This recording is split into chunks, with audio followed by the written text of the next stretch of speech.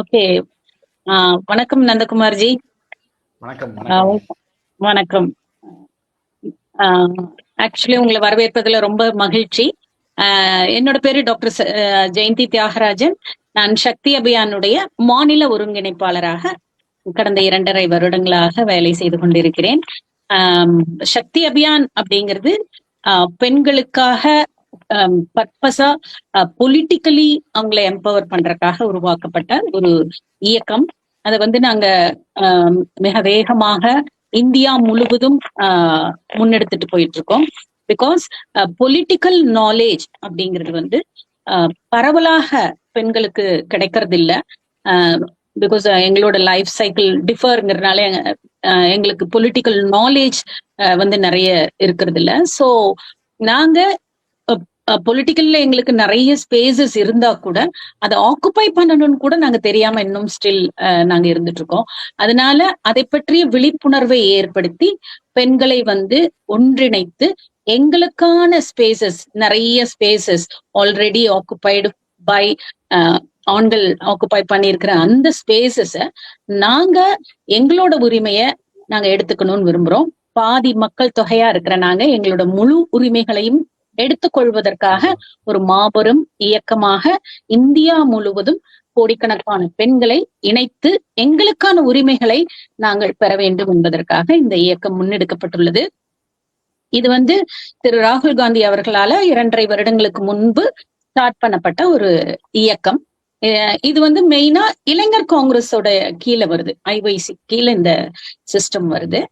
Maybe எங்களை மாதிரி age லேடிஸ்க்கு வந்து இது ஒரு லேட்டரல் என்ட்ரின்னு கூட வச்சுக்கலாம். ஸோ நாம கொடுக்காம யார் கொடுக்கறது அப்படிங்கிறது மாதிரி IYC has given us space, எங்களுக்கு நல்ல ஸ்பேஸ் கொடுத்துருக்காங்க. ஸோ அதுல பெண்களோட நாலேஜ்க்கு நாங்க இன்க்ரீஸ் பண்ண, நாலேஜ் டிரான்ஸ்பர்ஸ் பண்றதுக்காக நிறைய சக்தி சம்வாத், அதாவது சக்தி உரையாடல் அப்படிங்கிற தலைப்புல நிறைய ப்ரோக்ராம்ஸ் வந்து செஞ்சுட்டு இருக்காங்க. அதுல இந்த முறை முதலா தமிழ்ல கிராம சபை குறித்து ஒரு சம்வாத் பண்ணலாம் அப்படிங்கறக்காக உங்களை வரவேற்றுக்கிறோம். நந்தகுமார்ஜி வணக்கம், அன்றும் வரவேற்கிறேன். உங்களை பற்றி நீங்க கொஞ்சம் அறிமுகம் செய்து கொள்ளுமாறு உங்களை கேட்டுக்கிறேன். தேங்க்யூ. நன்றி. வணக்கம், எல்லாருக்கும் வணக்கம். இது நேரலையில் பார்த்திருக்கிற அனைவருக்கும், இனி பதிவு செய்யப்பட்ட வீடியோவை பார்க்க இருக்கிற எல்லாருக்குமே வணக்கம். இது ஒரு முக்கியமான உரையாடலாக நம்ம பார்க்குறோம். குறிப்பாக அவங்க முனைவர் ஜெயந்தி அவங்க சொன்ன மாதிரி பெண்களுக்கான உரிமையை அவர்கள் எடுத்திருக்கிறது, அவர்களான அரசியல் உரையாடல்களை கொண்டு வருவதற்கான ஒரு தளம், இந்தியா முழுமைக்குமான ஒரு தளம். அதுவும் குறிப்பாக இன்னைக்கு வந்து தமிழில் நம்ம இந்த உள்ளூர் அமைப்பில் இருக்கக்கூடிய ஒரு கிராம சபை பற்றின ஒரு உரையாடலை நம்ம எல்லார் மத்தியிலும் பேச இருக்கிறோம். அதற்கான வாய்ப்பு கொடுத்த சக்தி அபியான், குறிப்பாக முனைவர் ஜெயந்தி மற்றும் அனைவருக்கும் நன்றி. நம்ம வந்து தமிழக அளவுல இந்த உள்ளாட்சிகளை வலுப்படுத்துவதற்கான பணிகளில் கடந்த சில ஆண்டுகளாக முன்னெடுத்துட்டு இருக்கிறோம். அதில் குறிப்பாக பெண் தலைவர்கள், அதுவும் பட்டியல் பழங்குடி தலைவர்கள் பொறுப்புக்கு வந்த பிறகு அவங்களுக்கு நிச்சயமாக நிறைய சவால்கள் இருக்குது.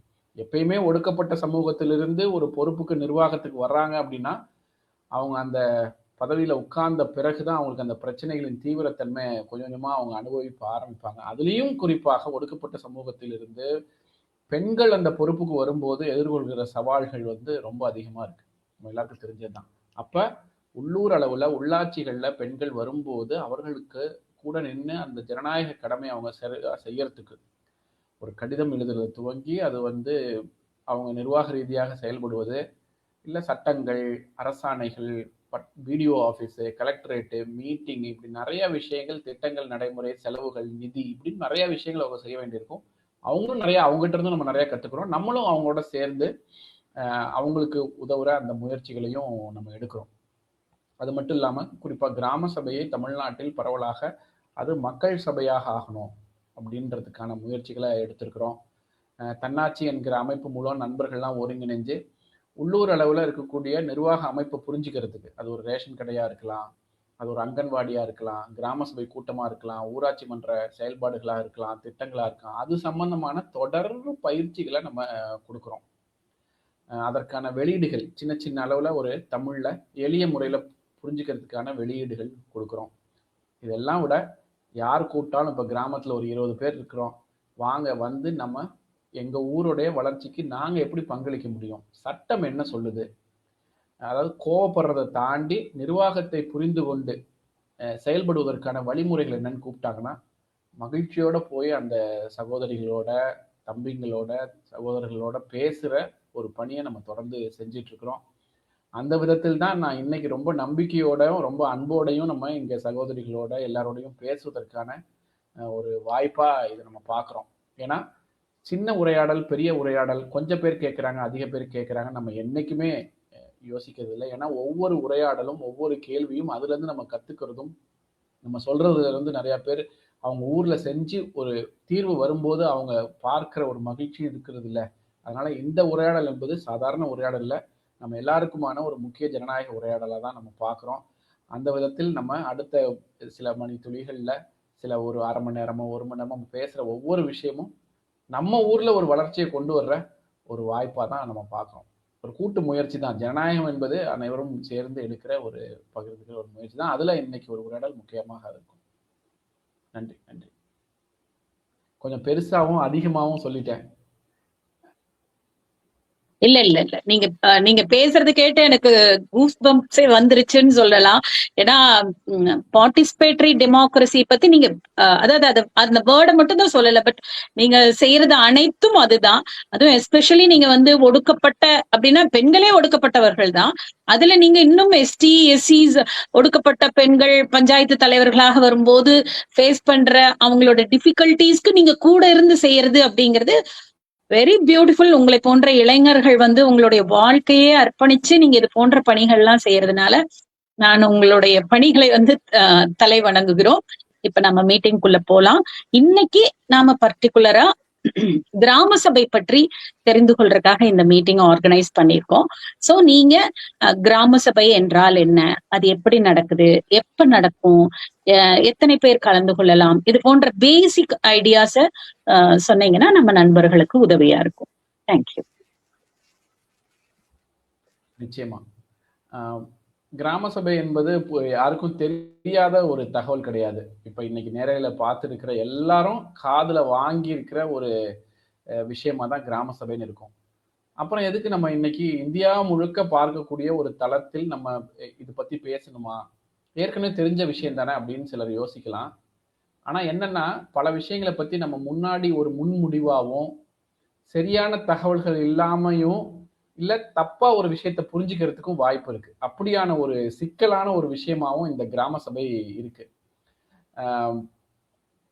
அப்படியான ஒரு சிக்கலான விஷயமாவும் இந்த கிராம சபை இருக்கு. ஏன்னா காரணம் என்ன, கிராமத்துல ஒரு கூட்டம் அப்படின்னா பொதுவா நம்ம மனசுக்கு வர்றது அங்க ஒரு பாலை மரத்துக்கு அடியில கொஞ்சம் பேர் உட்கார்ந்து இருப்பாங்க, ஜம்காலம் இருக்கும், அங்க ஒரு உரையாடல் இருக்கும், ஆண்கள் ஆதிக்கம் செலுத்தக்கூடிய ஒரு இடமா இருக்கும், பெண்கள் வாயை திறந்து பேச முடியாது, பல சமயங்கள்ல அந்த முடிவெடுக்கக்கூடிய இடமாக அங்க பெண்கள் இருக்கவே முடியாது.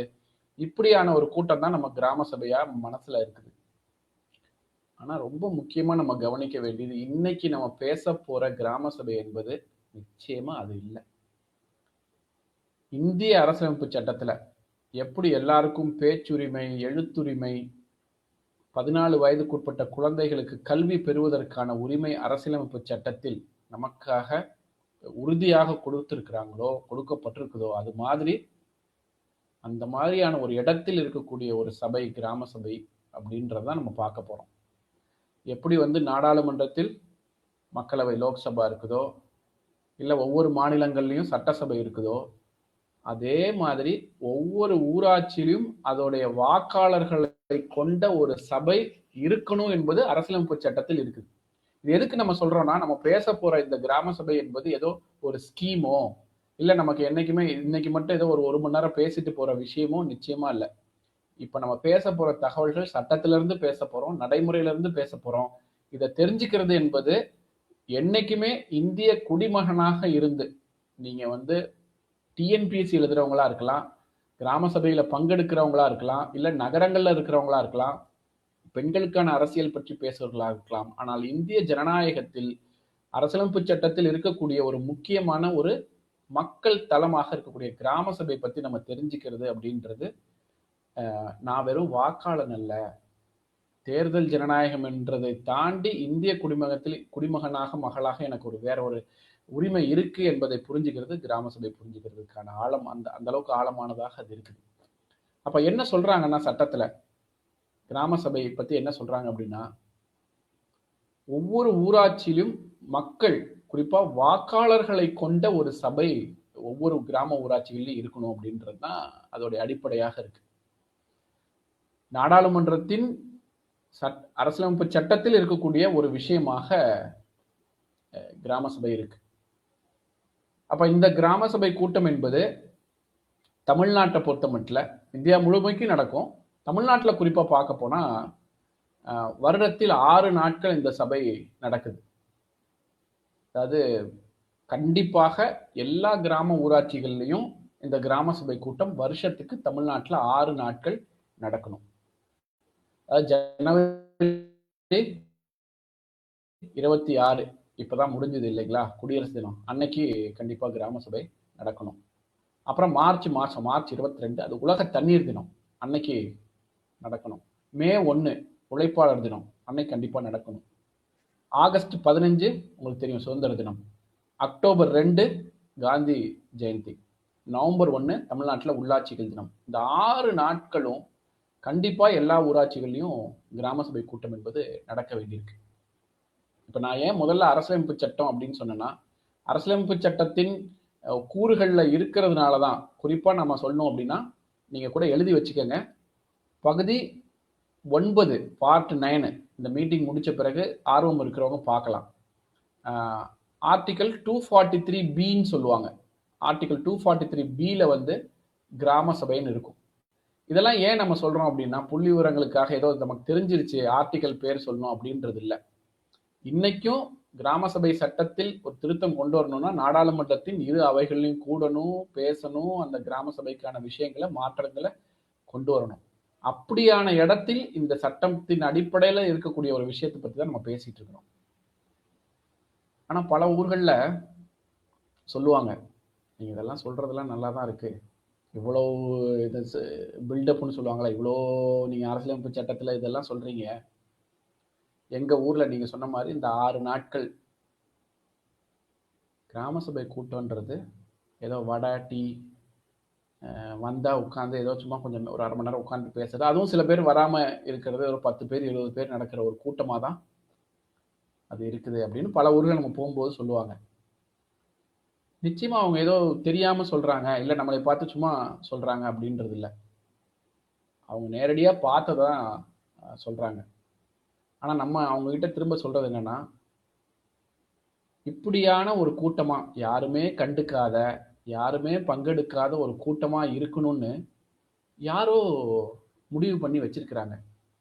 இப்ப அவங்க முனைவர் ஜெயந்தி சொன்னாங்க இல்லையா, எங்களுக்கான உரிமையை எடுப்பதற்கான வேலைகளை செஞ்சிருக்கிறோம். அப்ப உரிமைகள் கொடுக்க கூடாது, ஒடுக்கணும்னு யாரோ திட்டமிட்டு, தெரிஞ்சும் தெரியாமலும் திட்டமிட்டும் வரலாற்று ரீதியாக தலைமுறையாக அப்படி வச்சிருக்கிறதை மாற்றணும்னு முயற்சி பண்ற மாதிரி கிராம சபை என்பது ஒரு அதிகார தளமாக இருக்குது. அது நீங்க யாரும் அதை பத்தி கவலைப்படக்கூடாது. நோட்டை நீட்டினா கையெழுத்து போடணும், போகிறதுக்கே விருப்பம் இருக்கக்கூடாது, போனாலும் ஏதாவது ஒன்று சமாளிச்சுட்டு சத்தம் போட்டுட்டு சண்டை போட்டுட்டு வர்ற மாதிரியான ஒரு இடமா இருக்கணும்னு காலங்காலமாக அதிகாரத்தில் இருப்பவர்கள் நினைக்கிறார்கள் என்பதை நம்ம முதல்ல புரிஞ்சுக்கணும். இன்னைக்கு நம்ம புரிஞ்சுக்கிட்டு ஏன் நம்ம இதை சொல்றோம் அப்படின்னா, யாரோ வந்து ஒருத்தர் உதவி பண்ணி கிராம சபையை மாத்தி நம்ம ஊருக்கான வளர்ச்சி வந்துடும் அப்படின்னா அதை பத்தி பேசுறதுக்கு நம்ம வரல. உதவுவாங்க, நிச்சயமா வந்து கலெக்டர் உதவுவாங்க, பிடிஓ ஆஃபீஸில் இருக்கிற அலுவலர்கள் உதவுவாங்க. ஆனால் முயற்சி என்பது நம்ம சைட்ல இருந்து வர வேண்டியிருக்கு. நான் ரொம்ப அழுத்தமாக சொல்றது காரணம் என்னன்னா, இது ஒரு அதிகார பகிர்வுக்கான, நம்ம ஊருக்கான சட்டத்தில் இருக்கக்கூடிய, அரசியலமைப்பு சட்டத்தில் இருக்கக்கூடிய அதிகாரத்தை பெறுவதற்கான போராட்டம் தான் நம்ம ஒரு படி எடுத்து அந்த சபைக்குள்ள போறதுக்கான சூழல் இருக்குது. இல்ல அது நடக்கல, சம்பிரதாயமா இருக்கு, டீ கொடுக்குற வடை கொடுக்குற கூட்டமா இருக்கு, நீங்க பூசியெல்லாம் முழுவாதீங்க, சட்டத்தை பத்தி பேசி சமாளிக்காதீங்க அப்படின்னு நீங்க சொல்லலாம். அது அப்படி இருக்குது. மாற்றங்கள் செஞ்ச ஊர்களும் இருக்கிறாங்க.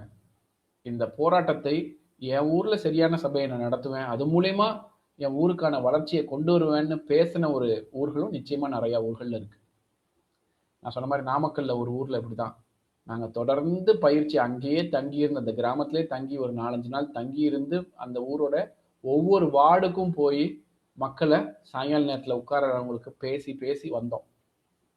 ஒரு கிராம சபை நடக்கிற அன்னைக்கு அந்த பசங்க கூப்பிட்டாங்க, என்ன நீங்க இவ்வளவு தூரம் சொல்லிட்டு போனீங்க, ஆனா இன்னைக்கு கிராம சபை அன்னைக்கு பஞ்சாயத்து ஆஃபீஸும் பூட்டி இருக்குது, யாரும் ஃபோன் பண்ணா பதில் சொல்றதுக்கு ஆள் இல்லை அப்படின்னு ஒரு ஒரு அந்த இளைஞர்கள் ஒரு ஆதங்கத்தோட கேட்டாங்க.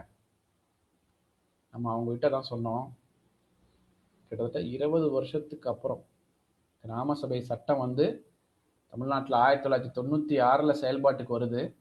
20 வருஷம் நீங்க கழிச்சு ஒரு முயற்சி எடுக்கிறீங்க, இல்லை எங்க ஊருக்கான சபையை சரியா நடத்தணும்னு முயற்சி எடுக்கிறீங்கன்னா உடனே கதவு திறந்துருமா? அவ்வளவு சீக்கிரம் திறக்கிற மாதிரியா இருக்குது? நாட்டில் பெண்களுக்கான ஒரு உரிமை என்பது ஒடுக்கப்பட்டவர்களுக்கான உரிமைனா உடனே இப்ப சக்தி அபியான்னு ஒண்ணு நடத்த வேண்டியிருக்கு, பெண்கள்கிட்ட பேச வேண்டியிருக்கு, நமக்கான உறுதி என்பதை இந்தியா முழுக்க அழுத்தமா பேசினாதான் அந்த கதவு திறக்கும். அப்ப நீ உன் ஊருக்கான விஷயத்த நீ முடிவெடுத்துருவ, நாங்கெல்லாம் வேடிக்கை பார்க்கணுமா அப்படின்னு நினைக்கிற கூட்டம் கதவை இழுத்து தான் மூடும். நம்ம தான் அதை திறக்கணும். அப்ப ஜனநாயகப்படியில திறக்கணும், கோவப்படாம, சண்டை போடாம, தவறான வார்த்தைகளை பயன்படுத்தாம, இது எதுவும் ஒண்ணுக்கும் உதவாதுன்னு முடிவுக்கு வராம நம்ம முயற்சி என்பதுதான் ஜனநாயகமா இருக்கு. நம்ம இந்திய சுதந்திரம் என்பது வாங்கி கொடுத்தது அப்படியான ஒரு வழிமுறைகளை நம்ம பெற்றதுதான். கோவத்துல வாங்கினது இல்லை, சத்தியத்தின் மூலியமா வாங்கினதுதான். அதை நம்ம சொல்லணும் இல்லை. அப்படியான ஒரு முயற்சியை உடனே பயந்துட வேணாம், அவ்வளோ கஷ்டப்படணுமான்னு நம்ம ஊருக்கான முயற்சியை, ஒரு சபையை நடத்துறதுக்கான முயற்சியை செய்யுங்கன்னு அந்த தம்பிகள்கிட்ட சொன்னோம். அவங்க தொடர்ந்து முயற்சி பண்ணாங்க. அதுக்கான நிறைய வழிமுறைகள் இருக்கு. என்னன்னா, முதல்ல முன்கூட்டி தயாரிப்போட இருக்கணும். அதுக்கான சில வழிமுறைகள்லாம் இருக்கு. அதை செஞ்சாங்க. கிட்டத்தட்ட ஒரு வருஷம் கழிச்சு ஒரு சபைக்கு நம்மளை கூப்பிட்டாங்க. குறிப்பா அது காந்தி ஜெயந்தி அன்னைக்கு அக்டோபர் 2 நடந்த சபை. காலையில 9:50க்கு ஆரம்பிச்சாங்க. நான் உண்மையிலுமே சொல்றேன், அந்த ஊர்ல இருக்கிற எல்லா மக்களையும், பெரும்பான்மையான மக்களை வர வச்சு எல்லாருக்கும் பேசுவதற்கான ஒரு வாய்ப்பு அந்த கிராம சபையில அந்த இளைஞர்கள் ஏற்படுத்தி கொடுத்தாங்க. தூய்மை பணியாளர்கள், ஒடுக்கப்பட்டவர்கள், அது மட்டும் இல்லாம எல்லா சமூகத்திலிருந்தும் வர வச்சிருந்தாங்க. அந்த அலுவலர்களையும் பேசி, விஏஓல இருந்து விவசாய பணி எக்ஸ்டென்ஷன் ஆஃபீஸர்னு சொல்லுவாங்க, விரிவாக்க பணியில் இருக்கிற அலுவலர்கள் எல்லாம் வர வச்சிருந்தாங்க. அந்த விஏஓ அந்த கூட்டத்துல மக்களுக்கு முன்னாடி சொன்னாரு, நான் இல்லைனாலும் தலையாரி இருந்தாலும் எந்த ஆணவமும் வாங்கிட்டு போங்க, உங்களுக்கு எந்த சிரமம் இருக்காதுன்னு மக்களுக்கு முன்னாடி அந்த விஏஓ நிர்வாக அலுவலரை சொல்ல வச்சாங்க. இன்னைக்கும் பல ஊர்கள்ல அவங்க வந்து ஒரு ஜனநாயக பங்களிப்பை, நான் வெறும் இந்த ஊர்ல எலெக்ஷன் நடந்தா ஓட்டு போடுற ஆள் கிடையாது, இந்த ஊர்ல ஒரு நிர்வாகம் நடக்குது, அது ஊருக்கான நடக்கிறதுக்கு நாங்க கண்காணிப்போட இருப்போம், அதுக்கு கிராம சபை ஒரு தளமா பயன்படுத்துவோம்னு பேசுற ஏகப்பட்ட இளைஞர்கள் இன்னைக்கு உருவாகி இருக்கிறாங்க. அதுதான் உண்மையும் கூட, மகிழ்ச்சியான ஒரு விஷயம் கூட. அப்படியான ஒரு முயற்சியில தான் நம்ம எல்லாரும் சேர்ந்துக்கணும். இன்னைக்கு நேரலையில பாக்குறவங்களும் சரி, இந்த சபையை சரியா நடத்த வைக்கணும், என் ஊருக்கு வளர்ச்சி கொண்டு வர்ற ஒரு ஜனநாயக அமைப்பை நான் கையில் எடுக்கணும் அப்படின்ற ஒரு முனைப்போட தான் நம்ம பார்க்க வேண்டியிருக்கு. அப்படியாக பார்க்கும்போது இந்த 6 நாட்கள் கூட்டம் கண்டிப்பா நடக்கணும். இந்த 6 நாட்களை தாண்டி தேவைக்கேற்ப எத்தனை முறை வேண்டுமானாலும் கூட்டத்தை நடத்திக்கலாம், அதுவும் சட்டத்துல வாய்ப்பு இருக்கு. அதை நம்ம பார்க்க வேண்டியிருக்கு. இதுல உறுப்பினர்கள் யாரெல்லாம் கிராம சபையில கலந்துக்கலாம் அப்படின்னு பார்க்கும்போது, நான் சொன்ன மாதிரி வாக்காளர்கள்னா ஒவ்வொரு பஞ்சாயத்துக்கும் ஒரு ஓட்டர் லிஸ்ட் இருக்கும். எப்படி சட்டமன்ற தொகுதி வாக்காளர் பட்டியல் இருக்கும், அந்த பஞ்சாயத்துன்னு ஒரு ஓட்டர் லிஸ்ட் இருக்கும். அந்த வாக்காளர் பட்டியலில் நம்ம பேர் இருந்தால் அந்த கிராம சபை உறுப்பினராக இயல்பா ஆயிடுவோம். அதுக்காக எதுவும் நம்ம மெம்பர் கிராம சபை உறுப்பினர்ன்றதுக்காக படிவம்லாம் எதுவும் பூர்த்தி செய்ய தேவையில்லை, வாக்காளர் இருப்போம்.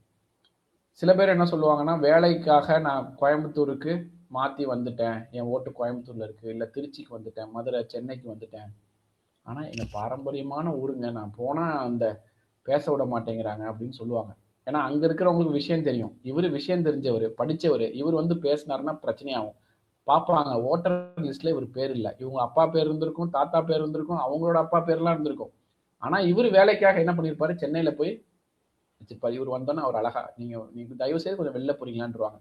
இவரால பேசவும் முடியாது.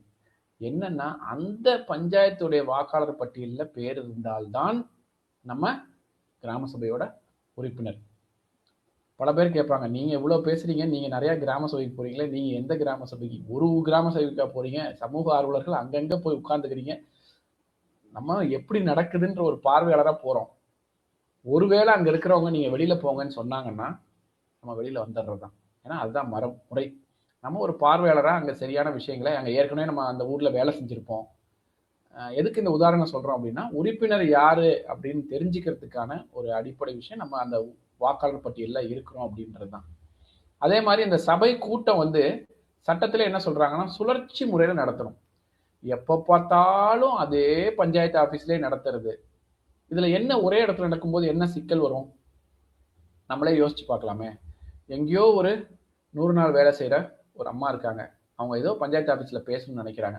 ஆனால் அந்த பஞ்சாயத்து ஆஃபீஸ்க்கும் அவங்க வீட்டுக்கும் ஒரு 2 கிலோமீட்டர் தூரம் இருக்குன்னு வச்சுக்கோங்களேன்.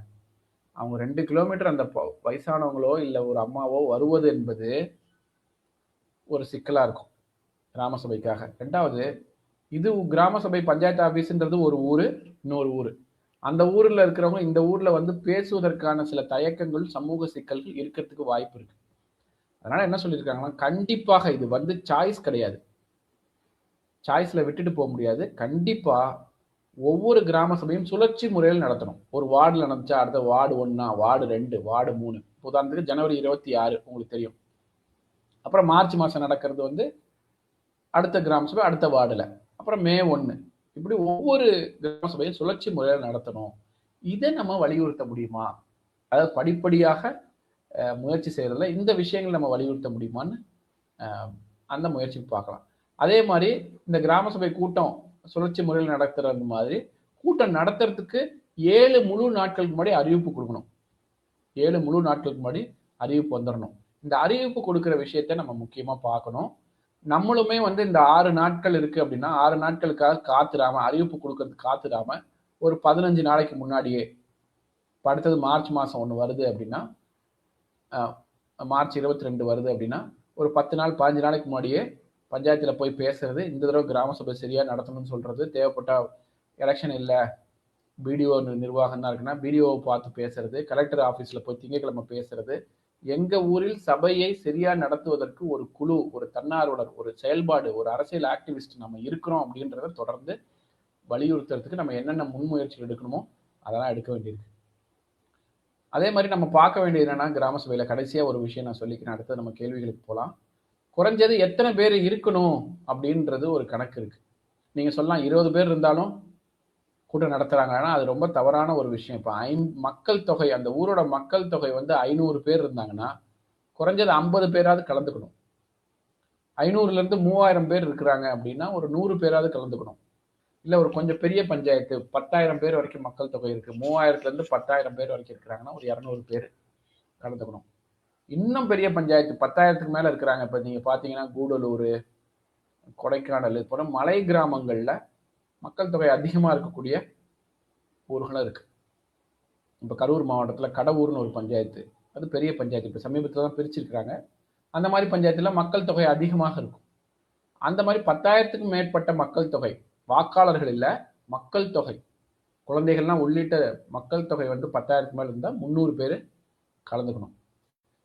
இப்போ இந்த வழிமுறைகள் என்பது எந்த அளவுக்கு பங்களிக்க இருக்கு அப்படின்னு பார்க்கணும். இப்போ சில ஊர்கள்லாம் வந்து சரியா செய்யணும்னு, கிராம சபை நடத்தணும்னு ஒரு பஞ்சாயத்து தலைவர் நாமக்கல் என்ன பண்ணாருன்னா, குறைவன்மன் வரம்பு இருந்தாதான் நான் கூட்டத்தையே கூட்டுவேன், நீங்க வந்து என்கிட்ட கேள்வி கேளுங்க, நான் வந்து தயாரிப்போட வந்திருக்கிறேன், நீங்க வராம இருந்தா எப்படின்னு வலியுறுத்தி பேசின ஊர்களும் இருக்குது. அதனால சும்மா ஆட்களே இல்லாம நடத்தி வெறுமனே போட்டோ போட்டுக்கிற ஊர்களும் இருக்குது. நம்ம என்ன பார்க்க வேண்டியிருக்கு அப்படின்னா, கிராம சபையில இறுதியாக ஒரு நோட்டை நீட்டினா கையெழுத்து போடுறது அப்படின்றது இருக்கும். எதுக்கு இப்போ நோட்டை நீட்டினா சும்மா கூட்டம் நடத்தாமே கிராம சபை நோட்டை நீட்டலாமானா, சட்டத்தில் இந்தந்த விஷயங்கள்லாம் விவாதிக்கணும். அது ஊதியமா இருக்கட்டும், திட்டத்துல யாருக்கு போய் இந்த திட்டம் சேரணுன்றதா இருக்கட்டும், பல விஷயங்கள் விவாதித்து முடிவெடுக்கக்கூடிய ஒரு தளமா கிராம சபை இருக்கணும். கடைசியில இந்த மாதிரியான விஷயங்கள்லாம் முடிவெடுக்கப்பட்டது, பேசப்பட்டதுன்னு சொல்லி சேர்ந்துகிட்ட மக்கள்கிட்ட இருந்தெல்லாம் வந்து ஒரு ஒப்புதல் பெறுவது, அப்படியான ஒரு நோட்டு தான் அந்த தீர்மான பதிவேடு, வருகை பதிவேடு, தீர்மான பதிவேடுலாம். அதனால ஏதோ நோட்டை நீட்டினாங்க நான் கையெழுத்து போட்டு வந்தோம் அப்படின்றது இல்லை. நிறைய விஷயங்கள், கோடிக்கணக்கான பணங்களுக்கும் சம்பந்தப்பட்ட திட்டங்களுக்கு ஒப்புதல் கொடுக்குறோம் அப்படின்றதுக்காக அந்த கையெழுத்தை நம்ம கூட்டத்தில் போடுறோம். அதனால நம்ம இப்ப புரிஞ்சுக்க வேண்டியது என்னன்னா, துவக்கத்துல இந்த ஒரு அறிமுகத்துல நம்ம தெரிஞ்சுக்க வேண்டியது என்னன்னா, 3 விஷயம். 1 நம்ம ஊருக்கானது. அது நம்ம தான் அதோட சட்டதிட்டங்களை புரிஞ்சுக்கிட்டு வலுப்படுத்தணும். 2வது, அந்த கூட்டங்கள்ல விவாதிக்க வேண்டிய பொருட்கள் என்பதை நம்மளும் போட போறது, இல்ல அதுக்கு கூட்டம் நடக்கிறதுக்கு முன்னாடி இந்த கூட்டத்தை சரியா நடத்துங்கன்னு சொல்லி அலுவலர்களை பார்க்கறது, தயாரிப்போட போறது அப்படின்றதும் இருக்கு. இறுதியாக அதில் இருக்கக்கூடிய விவாதிக்கக்கூடிய விஷயங்கள் முறையாக தீர்மானம் வருவதற்கும் முறையாக அடுத்த கட்டத்துக்கு போகிறதுக்கும் நம்ம முயற்சிகள் எடுக்கலாம். அதெல்லாம் எப்படிங்க பண்ணலாம் அப்படின்னா அதை நம்ம விரிவாக பேசலாம். அது நிறைய விஷயங்கள் இருக்கு. பட் ஆரம்பத்திலிருந்து ஆர்வத்திலிருந்து சரியா நடத்திலிருந்து நடத்தி முடிச்சு அது செயல்பாட்டு கொண்டு வரைக்குமான படிநிலைகளை நம்ம கவனிச்சுக்க முடியும். படிப்படியாக நம்ம முயற்சி எடுக்கும்போது அந்த கூட்டத்தை சரியான கூட்டமாக நம்ம நடத்திக்க முடியும். அதற்கான ஒத்துழைப்பு கொடுப்பதற்கு நிறைய சமூக அமைப்புகள் உங்களோட நின்று வேலை செய்யறதுக்கு நம்ம ஆர்வமாகவும் தயாராகவும் இருக்கிறோம். நீங்க இறங்குனுங்க, நம்பிக்கையோட செயல்படுங்க. உங்களுக்கு தகவல் கொடுக்கறதுக்கு இருக்கிறோம். உங்ககிட்ட இருந்து கத்துக்குவோம். இப்ப நீங்க நிறைய நம்ம உதாரணம் சொல்றோம் பார்த்தீங்களா, இது எல்லாமே அங்கிருந்து கத்துக்கிட்டு அவங்க சொன்ன விஷயங்கள் தான். அதே மாதிரி இன்னைக்கு பார்த்துட்டு இருக்கிற நிறைய சக்தி அபியான் சகோதரிகள் ஊர்ல வேலை செய்யறது மூலியமா அதுல இருந்தும் நம்ம நாளைக்கு வேற ஒரு தளத்தில் பேசும்போது இந்த ஊர்ல இவங்க இந்த முயற்சி எடுத்தாங்க, அவங்க ஊர் மாறுச்சு அப்படின்னு சொல்லும்போது அவ்வளோ ஒரு மகிழ்ச்சியா இருக்கும். அதுதான் இந்தியா மாறுவது ஒரு பக்கம், தமிழ்நாடு மாறுவது ஒரு பக்கம், என் ஊருக்கு நான் பொறுப்பெடுத்து செய்யறேன் அப்படின்றது ஒரு படி எடுத்து வைக்கிறேன் அப்படின்றது தான் இந்த விஷயம். நன்றி. Very very beautiful. ரொம்ப அழகா கிராம சபைகளை பற்றி அனைத்து டேட்டாவும் கரெக்டா கொடுத்தீங்க நந்தாஜி.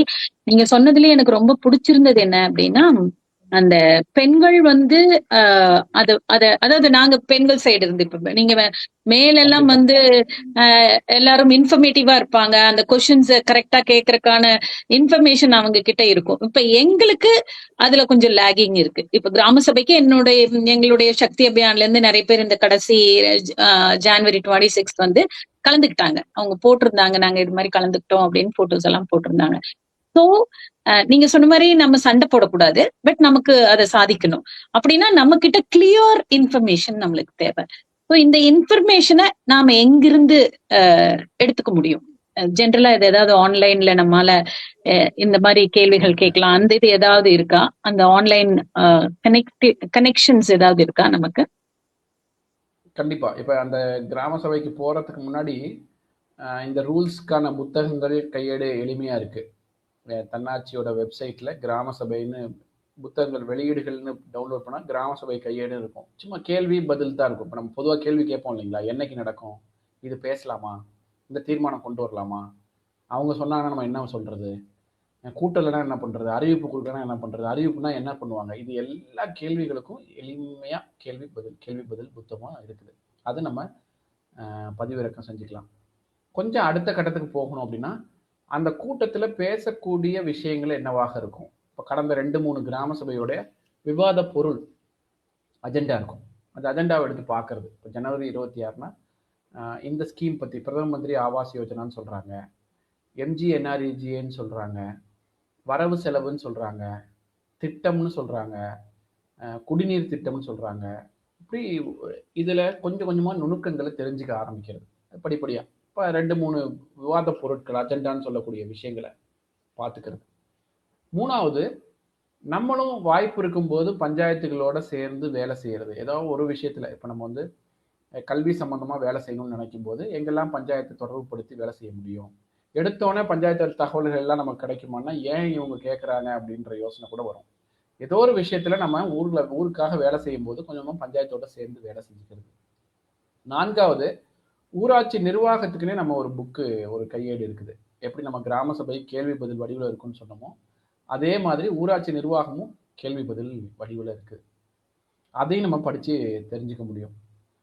5வது, ரொம்ப நடைமுறை என்னன்னா சில விஷயங்களை போராடி தான் பெற மாதிரி இருக்கும். அதனால ஒரு குழுவாக நம்ம ஒருங்கிணைக்கணும். ஃபர்ஸ்ட் நம்ம தகவல் தெரிஞ்சுக்கணும். நம்ம ஊருக்கான ஒரு சின்ன குழுவை உருவாக்கிட்டு ஒரு 5 பேர் 10 பேர் இருந்து சில விஷயங்களை நம்ம போராடி ஒரு சின்ன வெற்றி கிடைச்சா கூட அடுத்தடுத்த படிகள் நம்ம போறதுக்கு உதவியா நமக்கே ஒரு ஊக்கம் கிடைக்கும்.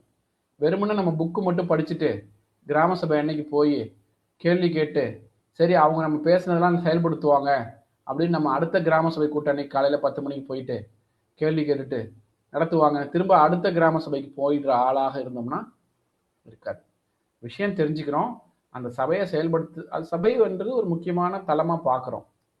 ஆனால் ஏதோ ஒரு கட்டத்தில் கல்வி சம்பந்தமாவோ இல்லை ஒரு சுற்றுச்சூழல் சம்பந்தமாவோ மகளிருக்கான ஒரு முக்கியமான தேவை சம்பந்தமாவோ மாற்றுத்திறனாளிகளுக்கான நலன் சம்பந்தமாவோ நம்ம ஊருக்கு என்ன உண்மையுமே தேவையா இருக்குன்றதை நம்ம பேசி மக்கள்கிட்ட ஒரு 2-3 விஷயங்கள் எடுத்துட்டு அந்த 2-3 விஷயங்களை செயல்படுத்துவதற்கு பஞ்சாயத்தை வேலை வாங்குறது இல்லை பஞ்சாயத்தோட சேர்ந்து வேலை செய்யறது, யூனியன் ஆஃபீஸில் போய் நம்ம கொஞ்சம் கொஞ்சம் மெனக்கடை தான் வேணும். ஒரு குழுவாக போகிறது, நீங்கன்னா நீங்கள் மட்டும் இல்லை, 2-3 சகோதரர்களை கூட்டிட்டு போய் யூனியன் ஆஃபீஸில் பேசுறது. அப்போ தான் இயந்திரம், நிர்வாக இயந்திரம்னு சொல்கிறாங்க பார்த்தீங்களா, அந்த இயந்திரத்தின் ஒரு முக்கிய புள்ளியாக நம்ம கொஞ்சம் கொஞ்சமாக மாற ஆரம்பிப்போம். உள்ளூரில் ஒரு விஷயத்துக்கு தேவைன்னா இவங்க சரியான தகவலை சொல்கிறாங்க, இவங்க அந்த இடத்துல போய் முன்னாடி நிற்கிறாங்க.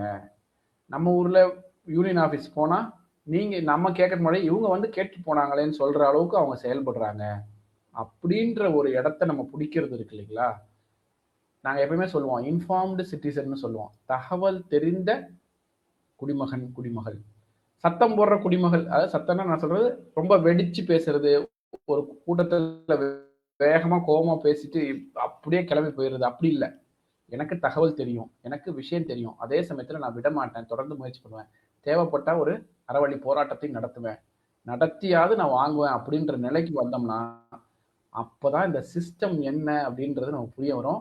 சிஸ்டம் நம்ம கிட்ட சண்டையும் போடும், பின்னாடியும் பேசும், முன்னாடியும் பேசும் அப்படின்றதெல்லாம் அப்போதான் தெரிய வரும். இதை நான் ரொம்ப சுலபமாக சொல்லிட்டேன். இதில் சுலபமாக முடியக்கூடிய விஷயங்களும் இருக்குது. ஏன்னா தேவையில்லாத பயத்தை நம்ம எடுத்துக்க வேண்டாம். சில சமயம் நம்ம பெண்கள், இப்போ அவங்க முனைவர் சொன்ன மாதிரி பெண்கள் வந்து கற்றுக்க முடியாது நிச்சயமாக எதுவும் இல்லை, நமக்கு ஏற்கனவே தெரிஞ்சது தான். இன்னும் சொல்ல போனால் பெண்கள் விஷயம் தெரிஞ்சு போய் ஒரு யூனியன் ஆஃபீஸ்லேயோ பஞ்சாயத்துலேயோ நின்னாங்க அப்படின்னா அந்த காட்சி மாறும், விளைவுகள் நல்லபடியாக இருக்கும். அதனால் நம்பிக்கையோடு இறங்கலாம். இதுல சமூக ரீதியாக ஆண் பெண் பாகுபாடுகள் வந்து அதிகமா காணப்படுறது கிராமத்துல. ஏன்னா அங்க ஒரு பஞ்சாயத்து தலைவர் இருக்காருன்னா அவர் எப்பவுமே ஒரு உயர்வா பாக்குறதுங்கிறது நம்மளுடைய சமூக சூழ்நிலையில இயல்பான ஒரு விஷயம். அப்ப பெண்கள் இது மாதிரி எங்காவது நம்ம தமிழகத்திலேயோ அல்லது நீங்க எங்கேயாவது பார்த்திருக்கீங்களா இவ்வளவு தைரியமா முன்னெடுத்து ஒரு கிராம சபையில கேள்விகள் கேட்டார்கள்? இளைஞர்கள் கேட்கறாங்க, ஐ அண்டர்ஸ்டாண்ட். பெண்கள் அது மாதிரி செய்த ஏதாவது ஒரு அனுபவம் உங்களுக்கு இருக்கா? அதை பகிர்ந்துக்கிட்டீங்கன்னா எங்க பெண்களுக்கும் கொஞ்சம் ஊக்கமாக இருக்கும். நிச்சயமாக இருக்கு. இதுல நான் மிகைப்படுத்தி சொல்ல, நிச்சயமா நிறைய ஊர்கள்ல போயிருக்கிறாங்க, கிராம சபையில பேசியிருக்கிறாங்க. கல்லூரி மாணவர்கள் சரி, இளம் பெண்களும் போயிருக்கிறாங்க, பேசியிருக்கிறாங்க. நம்ம தருமபுரி மாவட்டத்துல கல்லூரி முடிச்ச ஒரு MSW படிச்ச ஒரு சகோதரி, அவங்க ஊரை பக்கத்துல ஒரு நகராட்சியோட சேர்க்க போறாங்க. பக்கத்துல இல்லை, கொஞ்சம் தூரம் தள்ளி இருக்கிற நகராட்சியோட சேர்க்க போறாங்க. எங்க ஊர் ஊராட்சியாவே இருக்கணுன்றதுக்காக இளைஞர்கள்லாம் பேசி, மக்கள்கிட்ட எல்லாம் பேசி, கிராம சபையில அதை பேசி விவாதிச்சு, பக்கத்து ஊருக்கு கலெக்டர் வந்திருக்கிறாருன்னு சொல்லி 5 பேர் அங்க கலெக்டரை பார்க்கறதுக்கு கூட்டிட்டு போய் இன்னைக்கு அந்த ஊர் வந்து ஊராட்சியாவே இருக்கிறதுக்கு அவங்க ஒரு எடுத்த முயற்சி ரொம்ப முக்கியமானதா இருக்குது. ஒரு மலை கிராமம் அது. அங்கிருந்து படிக்க வந்து இவங்க விஷயம் தெரிஞ்சுக்கிட்டு போய் அவங்க பண்ணியிருக்கிறாங்க. கரூர் மாவட்டத்துல ஒரு இது மாதிரி ஒரு தொண்டு வேலைகள், சமூக வேலைகள், ஒரு NGO வேலை செஞ்சவங்க ஒரு தலைவராக வந்தாங்க. ஒடுக்கப்பட்ட சமூகத்திலேருந்து வந்தவங்க, நல்லா படிச்சிருந்தாங்க. ஆனாலும் என்னன்னா அந்த பஞ்சாயத்தில் இருக்கக்கூடிய செயலாளர் கிளர்க்குன்னு சொல்றவர் வந்து பெரிய ஒத்துழைப்பு இல்லை. அவர் ரொம்ப வயதானவராக இருந்தார், அந்த ஊராட்சியிலே ரொம்ப வருஷம் வேலை செஞ்சவராக இருந்தார். நான் 25 வருஷமா இந்த ஊராட்சியில் இருக்கிறேன், நீ இன்னைக்கு வந்துட்ட, நான் படிச்சு காலேஜுக்கு போன பொண்ணு. அவர் சொல்லலை, அந்த மனோபாவம் அவர்கிட்ட இருந்து ரொம்ப இருந்துச்சு. இருந்தாலும் அந்த சகோதரி விடவே இல்லை. அண்ணா இந்த தகவல் சொல்லுங்க, அப்படி சொல்லுங்க, இது சொல்லுங்கன்னு தெரிஞ்சு ரொம்ப சிறப்பா, குறிப்பா 100 நாள் வேலை திட்டம், பல திட்டங்களை மாவட்ட அளவில் நல்ல டைரக்டா போய் BD ஆபீஸ்ல, கலெக்டரேட்ல எல்லாம் பேசி செய்வாங்க. எங்களுக்கெல்லாம் பயிற்சி கொடுத்தது ஒரு பெண் தலைவர் தான், ஜேசு மேரின்னு. அவங்க ராமநாதபுரம். நீங்க இன்னைக்கும் யூடியூப்ல பாத்தீங்கன்னா, கூகுள் கேட்டாலே சொல்லும் ஜேசு மேரின்னு. தமிழ்நாட்டில் முன்னோடி ஊராட்சி தலைவர்கள்ல முக்கியமானவங்க ஜேசு மேரி. இந்த மழைநீர் சேகரிப்பு என்பதை ஜெயலலிதா அம்மையார் அவர்கள் முதலமைச்சராக இருக்கும்போது கொண்டு வந்தாங்க. அவங்களுக்கு ஒரு முக்கிய எடுத்துக்காட்டாக இருந்தது அவங்க ஜேசு மேரி. அவங்க ஊர்ல மழைநீர் சேகரிப்பு செய்த ஒரு ஊராட்சி தலைவியா இருந்து செஞ்சாங்க. அதே மாதிரி திருவள்ளூர் மாவட்டத்தில் அதிகத்தூர்ல சுமதின்னு ஒரு ஊராட்சி தலைவர் ஒடுக்கப்பட்ட சமூகத்திலிருந்து குறிப்பா நரிக்குறவ மக்களை நகரங்கள்ல பாலத்துக்கு கீழே தெருவில் படுத்துட்டு இருந்த நரிக்குறவ பெண்கள் குடும்பத்தினரை கூட்டிட்டு வந்து அவங்க ஊராட்சியில அவங்களுக்கான ஒரு புதிய குடியிருப்பு இடத்தை உருவாக்கி ஒரு பெரிய புதிய அவங்க ஊர்ல பல எதிர்ப்புகள், சில எதிர்ப்புகள் நம்ம ஊருக்கே சம்பந்தம் இல்லாத நரிக்குறவ மக்களை ஊருக்கு கூட்டிட்டு வருங்களேன்ற எதிர்ப்பெல்லாம் தாண்டி அவங்கள இருக்க வச்சு செஞ்சது. அதனால பெண்கள் கிராம சபையில பங்கெடுக்கிறதா இருக்கட்டும், அதன் மூலியமா ஊருக்கு வளர்ச்சி கொண்டு வரதா இருக்கட்டும், தலைவர்களா இருந்து செய்யறதா இருக்கட்டும், நம்ம தமிழ்நாட்டில் நிறைய உதாரணங்கள் இருக்கு. இன்னைக்கு இந்த நிகழ்ச்சி முடிச்சு நாளைக்கு போனா கூட அவங்க கிட்ட பேசலாம். அந்த அளவுக்கு நமக்கு நடைமுறை எல்லாம் இன்னைக்கு செய்து காட்ட தலைவிகள், சமூக செயல்பாட்டாளர்கள் நிறைய பேர் இருக்கிறாங்க. யாரு பார்த்தா இப்ப இன்னைக்கு பார்த்துட்டு இருக்கிற நிறைய சகோதரிகளுமே நாளை இன்னும் வரும் ஆண்டுகள்ல அதை செய்து முடிப்பாங்க. Thank you so much Nandaji. Nandaji, நம்ம வாக்களிக்கிறது தான் நம்மளுடைய அரசியல் நீதியில முதல் படியா நம்ம பாக்குறோம்.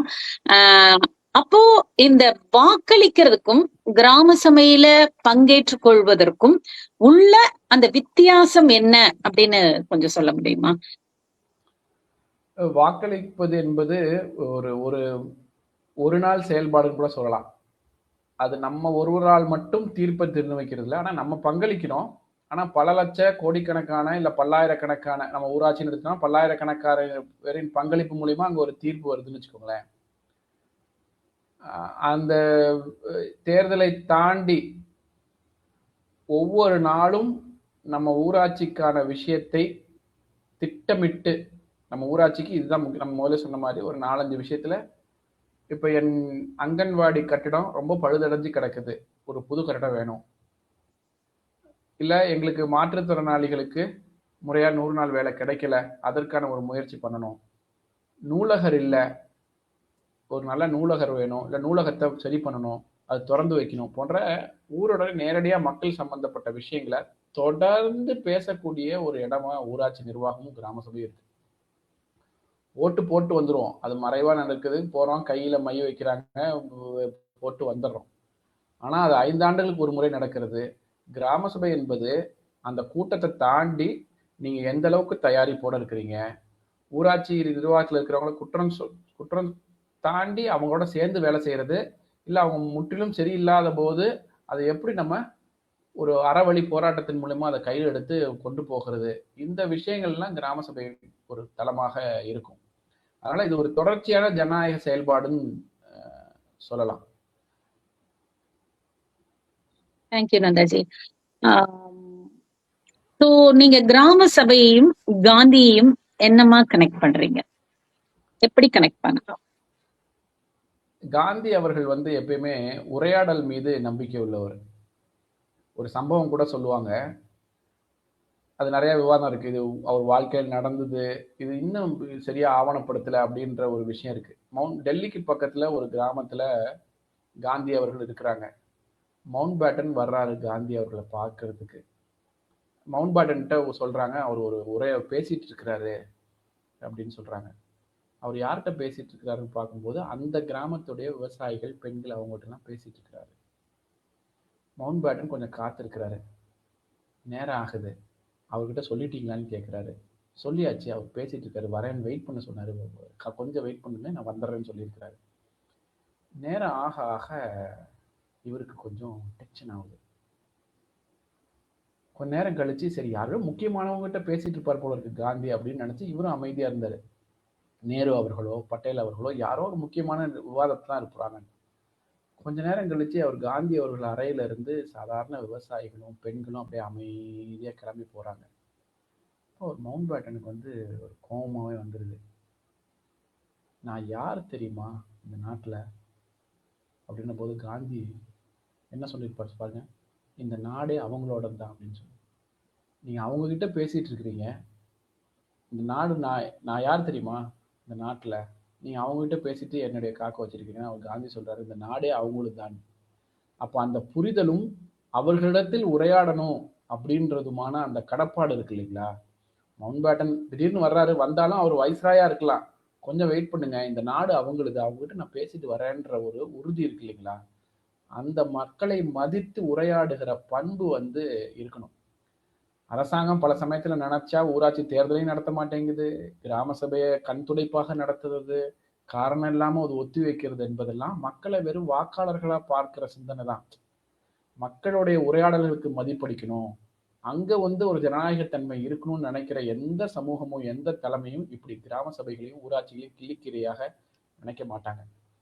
அப்ப நாங்க சட்டமன்றத்தில் பேசுகிற ஒரு விஷயத்தை கைத்தட்டி எல்லாரும் வரவேற்கணும். சென்னையிலிருந்து சொல்லுகிற அறிவிக்கிற இல்ல செங்கோட்டையிலிருந்து அறிவிக்கிற விஷயங்கள் எல்லாமே எல்லாரும் கைத்தட்டி வரவேற்கணும். ஆனால் ஒரு சிற்றூராட்சியில் ஒரு முதியவரோ ஒரு அனுபவம் வாய்ந்த ஒரு பெண்மணியோ சொல்லக்கூடிய விஷயங்கள் சபையேறக்கூடாது என்று நினைக்கிற சமூகம் எப்படி இந்தியா சமூகமாக இருக்க முடியும்? காந்தி அவர்கள் பெற்றுக் கொடுத்த ஒரு சுதந்திரம் பெற்ற ஒரு சமூகமாக இருக்க முடியும்? அதனால கிராம சபை என்பது நம்ம அடிப்படையா என்ன சொல்றோம்னா, சாமானியவர்களின் குரல் சபை ஏறுகிற ஒரு விஷயமா தான் நம்ம பார்க்கிறோம். காந்தி அவர்களுடைய பொருத்தி பார்க்கிறோம் அப்படின்னா, அவர் என்னைக்குமே சாமானியர்கள் குரலுக்கு மதிப்பு கொடுத்திருக்கிறாரு. அதுக்கு மவுண்ட் பேட்டன் அவரோட அந்த விஷயம் ரொம்ப ரொம்ப பொருத்தமானதாக இருக்கும். ஸோ கிராம சபைகள் அப்படின்னு அது நடக்கிறது, அதுல நிறைவேற்றிக் கொள்வது, கிராமத்தை தன்னிறைவாக்குவது, இதெல்லாம் கிராம சுயராஜ்யத்தை நோக்கிய பயணத்தோட ஒரு ஆரம்ப புள்ளியா? அது எப்படி அதை கொண்டு போகுது? அந்த சுயராஜ்யம், கிராம சுயராஜ்யம் பத்தி என்ன பண்ணுது? அந்த எப்படி how it plays role in சுயராஜ்யத்துல எப்படி அது பிளே பண்ணுது? ஆமா, இப்ப அம்பேத்கர் அவர்கள் ரொம்ப அழகா சொல்லியிருப்பாங்க, கான்ஸ்டிடியூஷனல் மொராலிட்டின்னு சொல்லுவாங்க. அதாவது ஜனவரி 26, 1950க்கு முன்னாடி இருந்த இந்தியா வேற, நமக்கான குடியரசு நாடாக நமக்கான ஒரு அரசியலமைப்பு சட்டம் கிடைச்சிருச்சு ஜனவரி 26, 1950 என்பது இந்தியா என்பது வேற. அப்ப இந்த அரசியலமைப்பு சட்டத்தில் டெல்லிக்கு என்ன அதிகாரம் இருக்குதோ, வெளியுறவுத்துறையை பார்க்கிற அதிகாரம், இராணுவத்தை பார்க்கிற அதிகாரம் என்பது டெல்லிக்கு இருக்கும்போது, மாநிலங்களுக்கு சட்டம் ஒழுங்கு அதிகாரம் மாநில அரசுக்கு இருக்கிற போது, உள்ளூர் மக்களுக்கான அதிகாரத்தை, முடிவெடுக்கிற சுதந்திரத்தை, அந்த சுராஜ்யம் நம்ம சொல்றது முடிவெடுக்கிற ஒரு சுதந்திரம். அந்த 3 தளங்களும், அது டெல்லியா இருக்கட்டும், ஒன்றிய அரசா இருக்கட்டும், மாநில அரசா இருக்கட்டும், இந்த அரசியலமைப்பு சட்டத்தில் சம வாய்ப்பு இருக்கக்கூடிய ஒரு சூழலை உருவாக்குவதுதான் நம்ம சுராஜ்யமாக பார்க்கணும். நாங்கெல்லாம் காந்திகிராம் பல்கலைக்கழகத்துல தான் ஆரம்பத்துல இதற்கான பயிற்சி எடுத்துக்கிட்டோம், ஒரு 15-20 வருஷத்துக்கு முன்னாடி. அப்ப எங்களுக்கு பயிற்சி கொடுக்குறவங்களாம் என்ன சொல்லுவாங்கன்னா, எது அதிகாரம் அப்படின்றதுக்காக ரொம்ப நேரம் பேசுவாங்க. அப்போ ஒரு வீட்டுல யார்கிட்ட அதிகாரம் இருக்குது, ஒரு பஞ்சாயத்துல யார்கிட்ட அதிகாரம் இருக்குது, ஒரு நாட்டுல யார்கிட்ட அதிகாரம் இருக்கு, ஒரு அலுவலகத்துல யார்கிட்ட அதிகாரம் இருக்குன்னா, யாருடைய முடிவு கடைசியாக செயல்படுத்தப்படுதோ அதுதான், அங்கதான் அதிகார மையம் என்பது அங்கதான் இருக்கு. அப்போ என் ஊருக்கான முடிவை எடுக்கக்கூடிய அதிகாரம் ஊராட்சிக்கு இருந்துச்சு அப்படின்னா, நீங்க சொல்ற நம்ம அந்த சுயராஜ்யத்தை நோக்கிய தளம் இருக்கு அப்படின்னு சொல்றோம். இது ஏதோ பிரிஞ்சு போறதுன்னு இல்லை, மாநிலத்துல இருந்து பிரிஞ்சு போறது, நகரங்களை திட்டிட்டு நாங்க தனியா நிக்கிறது கிராமம் அப்படின்றது இல்லை. அந்தந்த தளங்கள்ல கிராம ஊராட்சி தேவைகளை, அவர்களுக்கான திட்டங்களை, அவர்களுக்கான வளர்ச்சிகளை கிராமங்கள்ல இருக்கக்கூடிய மக்கள் முடிவெடுக்க முடிஞ்சது அப்படின்னா அது சுயராஜ்யமாக இருக்கும். அது எது சரியான முடிவு, எது தப்பான முடிவு என்பதை மக்கள் முடிவெடுக்கக்கூடிய சூழல் இருக்கணும். அது இது அப்படி நம்ம சொல்ல வேண்டியது எல்லாருடைய கடமையாகவும் இருக்கும். தவறான முடிவு இருந்தால் அனுபவிக்க போறது மக்கள் தான். அதை திருத்தி கொண்டு சரி செய்யக்கூடிய வாய்ப்பும் அந்த மக்களுக்கு தான் இருக்குது. இது கிராமங்கள் இல்லை, நகரங்களுக்கும் அந்த சூழல், இந்த திட்டம் வேணுமா வேண்டாமா இந்த விஷயம் அப்படின்ற ஒரு சூழல் அங்க எல்லா பகுதிகளுக்கும் இருக்கணும்.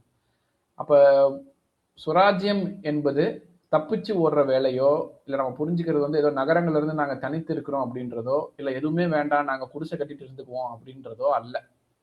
இது என்பதுனா என் ஊருக்கு சரியான வளர்ச்சி, என் பள்ளியில என் குழந்தைகள் சரியாக படிப்பதற்கு, எனக்கான நூலகத்தில் என்ன புத்தகம் வேண்டும் என்று முடிவெடுப்பதற்கான சுதந்திரம் எனக்கு வேணும் அப்படின்னு சொல்ற ஒரு நாள் வரும்போது சுயராஜ்யத்தை நோக்கின பயணம் வலுவாக இருக்குன்னு நம்ம சொல்ல முடியும். இன்னைக்கு அப்படி இருக்கான்னா, நாங்க தமிழ்நாட்டுக்குள்ள சென்னை இருக்குதா இல்ல சென்னைக்குள்ள தமிழ்நாடு இருக்குதான்னு நாங்க எங்களுக்குள்ளே பேசிக்குவோம் ஒரு விளையாட்டா. அந்த மாதிரி எங்கோ சென்னையிலையும் கோட்டையில உட்கார்ந்துட்டா எல்லாம் அவங்க சொல்றதை அப்படியே ஒரு அரசாணை நாங்க அப்படியே ஒப்பிக்கிறத நம்ம கேட்டுக்கணுன்ற மாதிரி மக்கள் மீது திணிக்கிற விஷயம் இருக்கு பார்த்தீங்களா? அதே மாதிரிதான் டெல்லியில இருந்து தமிழ்நாட்டு மாநிலங்கள் மேல திணிக்கிற மாதிரி சென்னையில இருந்து தமிழ்நாட்டில் இருக்கக்கூடிய ஒவ்வொரு, இப்ப பாருங்களேன், தேர்தலே 1 வருஷம் ஆச்சு, ஊராட்சி தேர்தலே நடத்தல 28 மாவட்டங்கள்ல. இன்னைக்கு கூட ஒரு பழங்குடி செயல்பாட்டாளர் கூப்பிட்டாரு, பழங்குடி மக்களுக்கு அந்த டைட்டில்னு சொல்லுவாங்க, அந்த நிலம் சம்பந்தமான உரிமை பெறுவதற்கு ஒரு ஸ்டேட் லெவல்ல ஒரு அந்த அடுத்த செகண்ட் லெவல்ல ஒரு கமிட்டி இருக்கு. அந்த கமிட்டிக்கு ஒரு சில பிரதிநிதிகளா உள்ளாட்சி பிரதிநிதிகள் இருப்பாங்க. இப்போ உள்ளாட்சி தேர்தல் நடத்தினால அந்த கமிட்டி பிரதிநிதிகளும் இல்லை, டைட்டில் கொடுக்கறதுலயும் சிக்கலா இருக்கு. கண்ணுக்கு தெரியாம நிறைய சிக்கல்கள் உருவாக்கி வச்சிருக்கிறாங்க. நம்ம இப்ப சுயராஜ்யம் என்பது எப்படி பெண்களுக்கான உரிமையை மீட்டெடுக்கிறதுக்கான முயற்சி நம்ம எல்லாம் எடுத்துட்டு இருக்கோமோ, அதே மாதிரி உள்ளாட்சிக்கான சுயராஜ்யம் என்பதை நம்ம தொடர்ந்து முயற்சியில மீட்டெடுக்க வேண்டிய ஒரு நிலையில தான் நம்ம இருக்கிறோம். சென்னை தவறுன்னு சொல்ல, டெல்லி தவறே சொல்லவும் முடியாது. நம்ம எல்லாமே இப்ப கான்ஸ்டிடியூஷன் மொராலிட்டின்னு அம்பேத்கர் அவர்கள் மிகச்சரியா சொன்ன மாதிரி, அரசியலமைப்பு சட்டத்தை உள்வாங்கும் போது அந்தந்த படிநிலைகள்ல இருக்கிற அமைப்புகள் ஜனநாயக ரீதியாக இயங்கணும் அப்படின்றத நம்ம கேட்கிறோம். சென்னை வந்து கிராமங்கள், ஆனா கிராமங்களை விழுங்குகிற நகரங்கள் தவறாக இருக்கு. வலுக்கட்டாயமா நீங்க வந்து விழுங்குவது அப்படின்றதும் அந்த போக்கு தான் நேர் எதிராக இருக்கு. ஐ அண்டர்ஸ்டாண்ட் நீங்க என்ன சொல்றீங்கன்னு எனக்கு புரியுது. அதை நம்ம இன்னொரு நாளைக்கு கண்டிப்பா டிஸ்கஸ் பண்ணுவோம். அதாவது டெவலப்மெண்ட் அப்படிங்கிற பேர்ல பல லட்சம் மக்களை ஒரே இடத்துல வைக்கிறதுனால அவர்களுக்கான அந்த எக்ஸ்பென்சஸ், அதை பத்தி இன்னொரு நாளைக்கு கண்டிப்பா பேசுவோம். ஏன்னா அது வெரி இம்பார்ட்டன்ட் டாபிக். நம்ம நகரசபை பேசும்போது அதை பத்தி இன்னும் கொஞ்சம் நல்லா பேசலாம். இதுல நான் உங்ககிட்ட இன்னொரு முக்கியமான கேள்வி இருக்கு. அதுக்கு முன்னாடி நண்பர்களுக்கு ஏதாவது கேள்விகள் இருந்தா நீங்க அந்த Facebook லிங்க்குக்கு கீழே கமெண்ட்ல வந்து கேள்விகளை எழுதுங்க. நீங்க எல்லாரும் நண்பர்கள் எல்லாம் வணக்கம் வணக்கம் எல்லாம் எழுதியிருந்தீங்க. கேள்விகளை எழுதியிருந்தீங்கன்னா நான் வந்து நந்தாஜிட்ட அந்த கேள்விகளை கேட்டுருவேன். அதுக்கு முன்னாடி நான் இன்னொரு கேள்வியை அவர்கிட்ட கேட்டுறேன். அவர் ஆன்சர் கொடுக்கறதுக்குள்ள நீங்க கேள்விகளை எழுதிருங்க தோழிகளே. சோ அடுத்த கேள்வி என்னன்னா, நீங்க சொன்ன அந்த ஆதிவாசிகள் ரிலேட்டடான கேள்விதான். ஸ்பெஷல் ப்ரொடெக்ஷன்ஸ் எல்லாம் இருக்கு. ஷெட்யூல் 6 என்னது அது? ஷெட்யூல் 6 தானே ஆதிவாசிகள் இது? ஓகே. அவங்க எல்லாம் அவங்களுக்குன்னு தனிப்பட்ட முறையில கான்ஸ்டிடியூஷன்ஸ் எல்லாம் வச்சிருக்காங்க. பெசா ஆக்ட் இருக்கு. சோ இத பத்தி நீங்க கொஞ்சம் எக்ஸ்பிளைன் பண்ண முடியுமா? பிகாஸ் நிறைய பேருக்கு அதை பத்தி தெரியாது. அதனால கொஞ்சம் அதை மட்டும் எக்ஸ்பிளைன் பண்ணிடுமா?